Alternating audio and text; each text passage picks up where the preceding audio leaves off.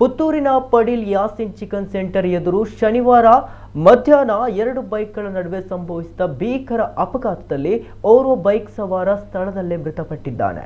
ಮಾಹಿತಿಯ ಪ್ರಕಾರ ಸವಾರ ರಾಂಗ್ ಸೈಡ್ನಲ್ಲಿ ಬಂದಿದ್ದರಿಂದ ಮತ್ತೊಂದು ಬೈಕ್ ಸವಾರನ ನಿಯಂತ್ರಣ ತಪ್ಪಿ ಡಿಕ್ಕಿ ಹೊಡೆದಿದೆ ಎನ್ನಲಾಗಿದೆ.